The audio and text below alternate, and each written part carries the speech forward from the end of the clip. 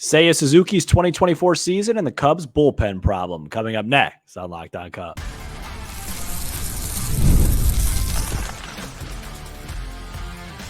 You are Locked On Cubs, your daily Chicago Cubs podcast, part of the Locked On Podcast Network, your team every day. You are Locked On Cubs, part of the Locked On Podcast Network, your team every day. I'm Sam Olburn. I'm a lifelong fan, taking my passion into a discussion with you on all things Cubs. Thank you for being part of the show and making Locked On Cubs your first listen today. And the best way you can help us grow the show is to listen every day, like the video, and comment anything below. Today's episode is brought to you by Booking.com. Booking.com, Booking.yeah. The right stay can make you a fan of any city, even your baseball rivals. Book today on Booking.com, the official accommodation partner of Major League Baseball. Get the Booking.com app today. Happy Friday, everybody, and welcome into a solo episode of Locked On Cubs. Matt will be back Sunday for Monday, recapping the final series of the campaign. More on that later on. Also more on not how to fix, but vocalizing why I still have so much concerns about the Cubs bullpen. But I'd like to open up with the Cubs' best hitter, their slugger, Seiya Suzuki.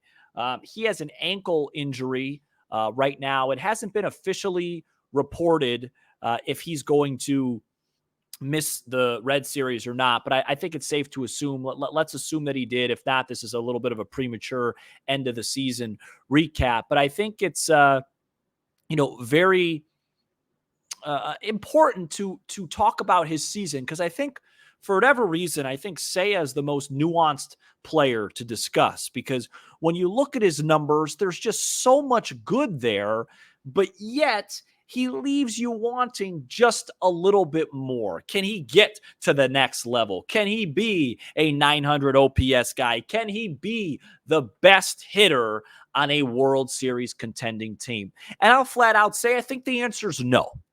I think the answer is no. I will always say that he has the ability to do so, but I think the answer is no. But that still doesn't mean he hasn't been a very productive hitter, and this season was a great example of that. Seiya's season ended, if he doesn't play this upcoming weekend, with a slash line of 281, 361, 482. That's good for an 843 OPS, 21 home runs, 73 RBIs. More on that in a minute. In the month of April, his OPS was 1.029. In the month of June, his OPS was 851. In the month of July, his OPS was 923. August, 849. September, 906.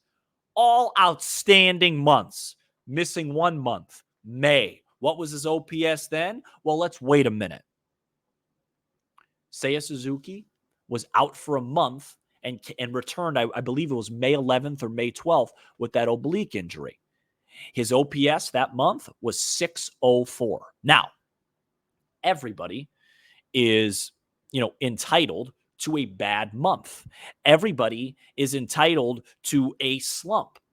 But I just wonder how much that oblique impacted Seiya Suzuki in May. And when you're telling the full Seiya Suzuki story 3 years in a Cubs uniform, you must talk about the injuries. In 2022, he played 111 games. In 2023, he played 138 games. In 2024, he played just 130 games, assuming he doesn't play this weekend. If not, it would be 133 if he played all three. That's not enough games. And this is always such a tricky thing, especially as a podcaster, because no player's trying to get hurt. Seiya's a tough dude. But if there's a way that he could figure out a way to stay on the field, just get to 145 games or so, I think that would really benefit him, because I personally believe if he doesn't hurt that oblique in Seattle, I think you might be looking at a guy that had a 900 plus OPS, 30 plus home runs, 100 plus RBIs, and just a high level star type of season. Now, this season that he had was all-star level. It was very, very good. Where I would nitpick with Seiya would just be the home runs and the RBIs. Now that's a counting stat. He didn't play a lot of games. If he played more games, maybe he gets there, but 21 and 73 just isn't a big enough production for me. Now, I was thinking about, I even teased I was going to do a segment on RBIs, but I need to do more research before I put it out there. I need to, like Michael Bush's 65 RBIs in 149 games. I need to do a little bit more research of how much opportunities he really had before I go out there. But, I think it's safe to say, you guys know that I'm a little bit old school when it comes to stats. And I just think RBIs has been something that, has been neglected a little bit by the public. And I know OPS and WRC plus have taken over, but I still think driving in runs and having that mindset to drive in runs is a part of the game. And I don't think these Cubs hitters have that mindset enough. And I think for Seiya Suzuki to get to that next level, to be the best hitter on a contending team, he needs to get that mindset to drive in more runs, and it comes from approach. I think we all can agree our biggest criticism offensively of Seiya is the passiveness, especially early in the count. Two things can be true. He gets called out on bad pitches often, but he also is too passive early in the count. How many big at-bats have we seen Seiya go 0-1, 0-2, and one of those pitches is really hittable? I'm not asking him to totally overhaul his approach because it's working. He's a really, really good hitter in this league. I think it's like since August, whatever of last year, he's one of the 10 best hitters in baseball. I mean, this guy is really, really good. But to get to that next level of consistency in RBI spots with guys on base, I'd love to see him ambush the hitter or the pitcher a little bit more and pick at some pitches early in the count to go drive in runs, because Seiya is as good as anybody on the planet when he's up 2-0-3-1. When he's up 2-0-3-1 and he knows he's getting a heater and he sells out, he is so dangerous. But where he struggles is, and by the way, most people are really good up in the count and most people are really bad in the count. But there's an extreme with him. Like when he gets down 1-2 and he starts chasing or having those awkward check swings, right?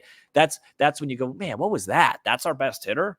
But that comes from those 0-1 takes and those 0-0 takes. And so, like every hitter, I think he's trying to find that perfect balance of selective aggression, being able to attack the count without losing his identity of having a really good eye.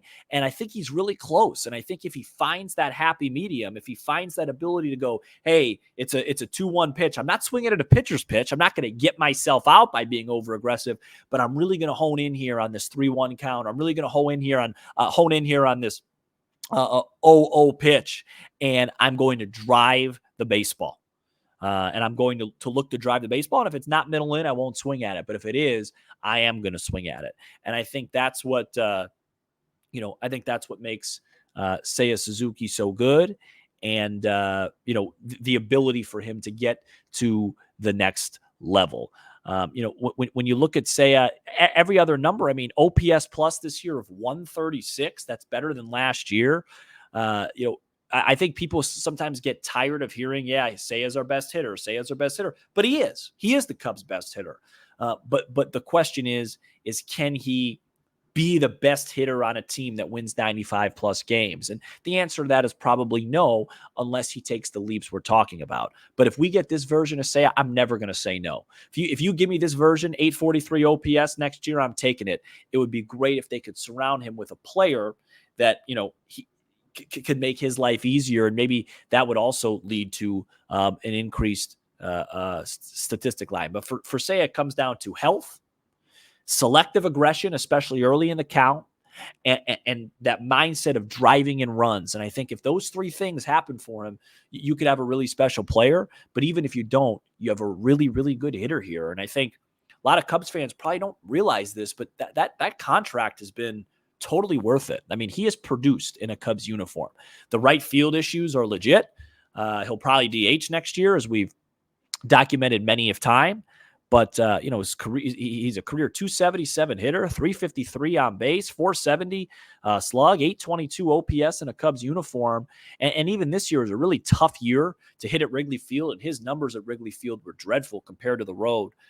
This was Seiya Suzuki's best year yet. I think he's really kind of improving every step of the way. And if he makes even just another small jump in 2025, it would do wonders for this team. Another thing that would do wonders for this team would be to figure out their bullpen before mid to late June of 2025, because in 23 they didn't do it, and 24 they didn't do it. And we're going to talk about that coming up next. This episode is brought to you by Robinhood. With Robinhood Gold, you don't need a silver spoon to eat up the financial favors of the 1%. Robinhood Gold allows others to get the rates and perks usually reserved for the high society. Now, the resourceful individual with Robinhood Gold can earn the very liberal rate of 4.5% APY on uninvested cash, receive unlimited 1% deposit bonuses, and be rewarded with a handsome 3% retirement boost on an IRA account. Robinhood Gold provides the privileges of a high net worth for any net worth. These generous benefits are now available for only $5 a month. The new gold standard is here with Robinhood Gold. Sign up at robinhood.com/gold. Terms do apply. For product specific disclosures, visit robinhood.com/gold. Investing involves risk. Rate may change. Gold membership is offered by Robinhood Gold, LLC. The Cubs play their last series of the season, and they host the Reds Friday at 1:20. And you can hear every pitch of the Cubs' hometown broadcast on SiriusXM by searching Cubs on the SXM app. We're back here on Locked On Cubs, and I decided to go with a bullpen segment today because I know I could already see on social media, I could already see all over the place that the main talking point in this offseason for the Cubs, talking points, are going to be adding a big bat, adding a starter. And that's fine, and that's great, and that's true. But what bothers me, if I had to pick my number one issue with Jed Hoyer, if I had to pick my number one issue with the 2023-2024 Cubs organization, it would be the bullpen. Now, this is not me saying the Cubs need to go out and spend a bunch of money to get the bullpen fixed. That's not how it works. There's examples all over the league of not doing that. Remember when we wanted to trade for David Bednar? David Bednar cost the Pirates about 10, 11 games this year. Camilo Doval was an elite closer. He got sent down. The bullpen volatility is real, and it's very dangerous to spend a lot of money on relievers because it's so hard to predict who's going to be good year to year. So that's why I believe the bullpen is one of the best indicators of how smart an organization is, how smart a franchise is. Can you take a pitcher with raw talent, raw stuff, and make them a legit piece of a back end of a bullpen? Look around the league, folks. The Dodgers took Evan Phillips. They took Daniel Hudson. They made those guys legit guys among other guys, right? The Guardians are really good at it. The Brewers are really good at it. Look at a Trevor Megill. Jason Adam and the Rays are very good at it. The Padres, the Astros, just as recent as a couple weeks ago, Hector Neris was struggling for the Cubs. The Astros got him. They had him. You know, Lance Brozdowski is a great Twitter thread about this. They told Neris to start throwing his fastball less. He's having a lot more success. He was walking a bunch of guys with the Cubs. He's not walking people anymore. We have not seen Jed do a good enough job of that the last couple of years. He did a pretty good job in 21, decent in 22. And so we all kind of said, hey, Jed's really good at building a bullpen. He's not, because back-to-back years, it cost the Cubs the postseason. Yes, this year, May and June offensively ultimately was the season. But how different would things have looked if Adbert Alzolay didn't come out of the gates and really struggled, and then the Cubs waited too long to move on from Adbert, and then they waited too long to move on from Hector Neris. And, you know, they've done some good things. They did a good job with Jorge Lopez. They did a good job with Tyson Miller. Porter Hodge is starting to show signs that maybe he's the guy that we've been looking for the whole time. But this is something that needs to get fixed. And to me, I can't sit here and look the camera straight on and say that I'm confident the Cubs are a really good organization when I see the way they've struggled in their bullpen.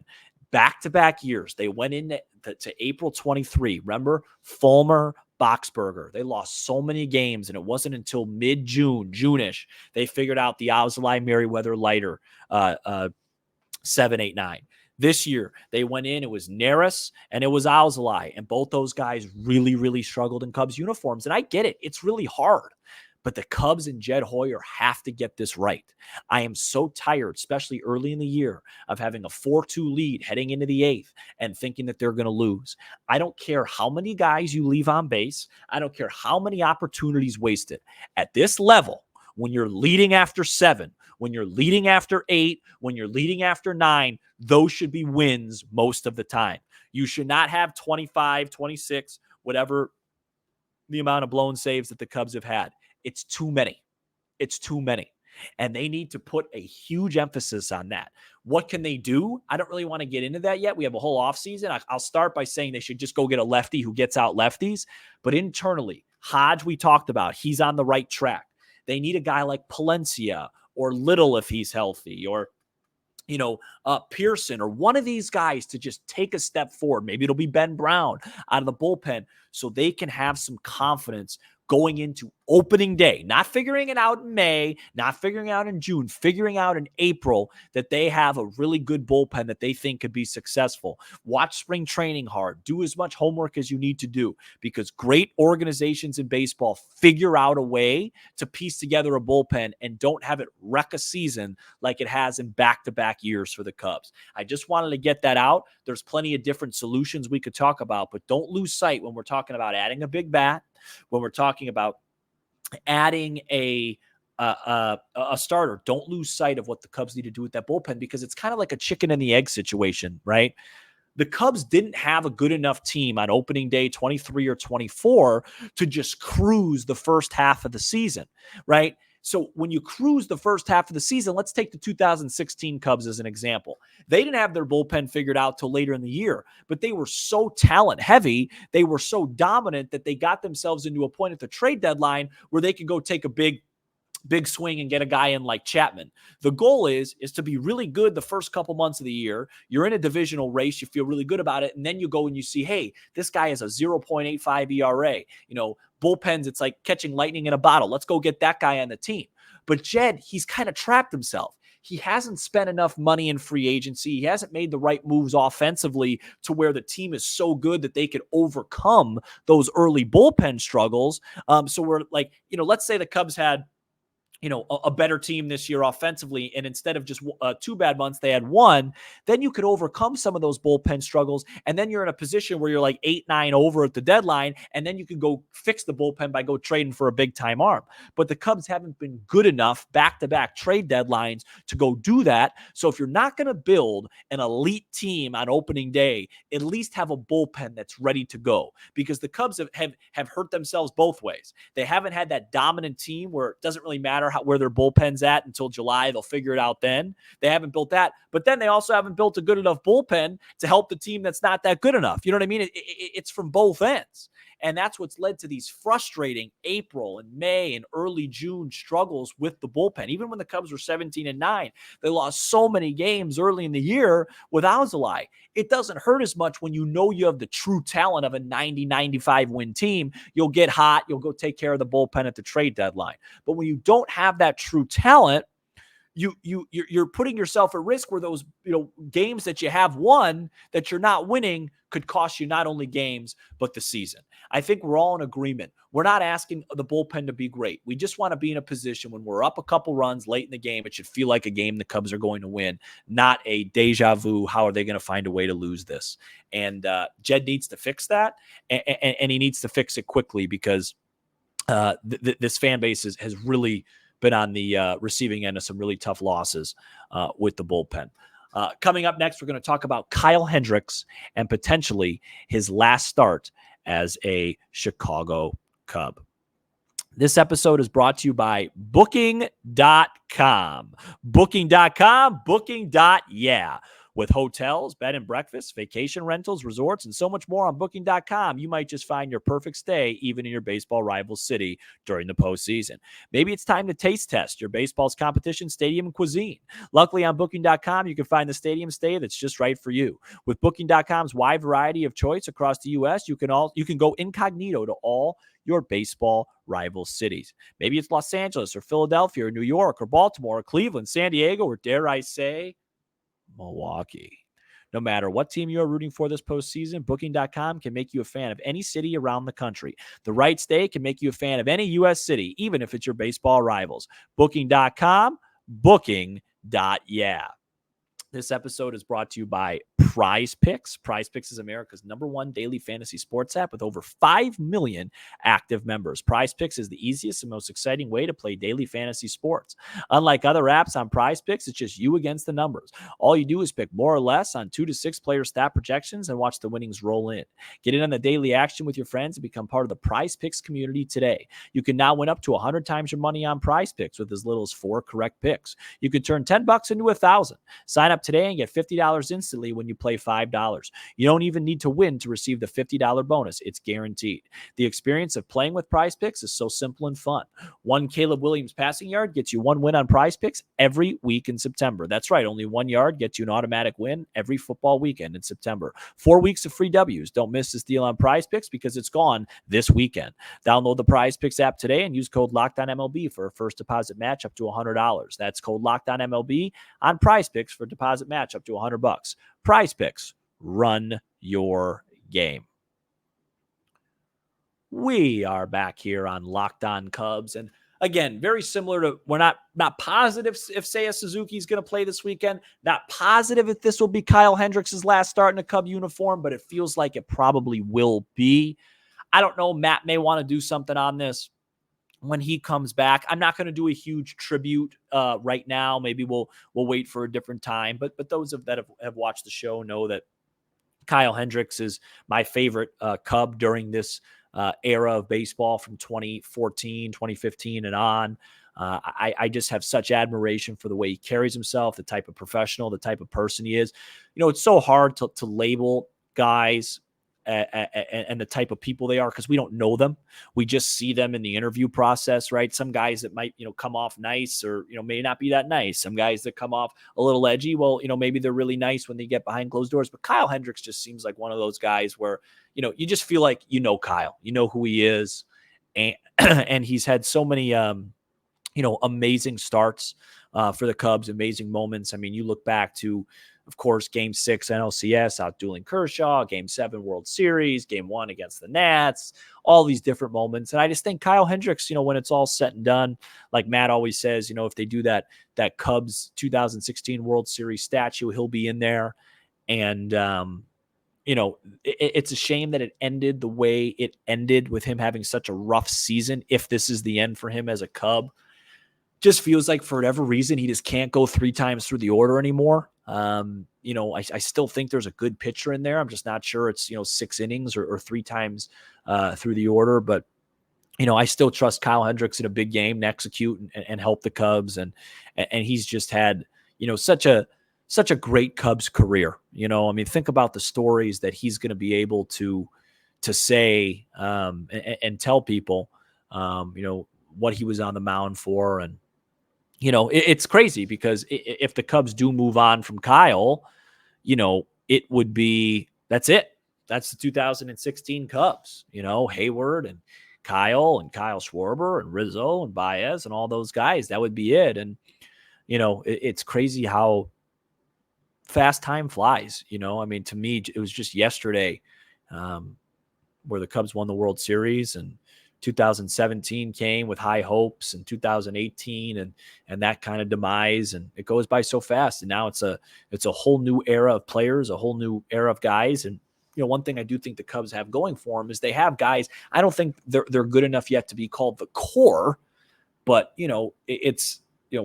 it's a different group of players. It's a different team leading the way. And it feels like maybe they're just a guy away offensively and maybe a guy away with the starters. And like we just talked about, building the bullpen and getting to that 90-95 win range. But, no matter what, it won't be easy to see Kyle go if he goes. I think people think that a lot of what the Cubs were doing this year was, it's nostalgia. Nah, it wasn't nostalgia. The Cubs genuinely thought Kyle Hendricks was going to be good this year and he was going to figure things out. And when you look at the peripherals and you look at like some of how these starts went, it's hard to see why it went so badly. But I think at the end of the day, very similar to Jake Arrieta's, final run in a Cubs uniform, I think that will be forgotten And what will be remembered is that Kyle Hendricks was one of the greatest Cubs pitchers of all time, one of the most clutch players of all time in Cubs history, and always a fan favorite. So hopefully he finishes, if this is it, hopefully if he finishes, if this is it, he finishes in style against the Reds this weekend. I just said I wasn't going to give him a tribute,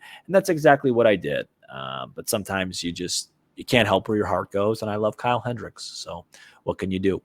Sunday for Monday, Matt will be back to officially kick off our off season and wrap up the final season. Can't even talk anymore. The final series of the season. If you want any rooting interest this weekend, I need the Cubs to sweep to cover the 83.5 over. I doubt it with the lineup that the Cubs are putting out there, but if this season is any indicator, you never know. Thank you so much for checking out this edition of Locked On Cubs. You give us 20 to 30 minutes, we'll give you all things Cubs with a laugh or two along the way. Be sure to subscribe on YouTube, smash the like button for the algorithm, and leave a 5-star review on Apple, Spotify, and wherever you get your podcasts.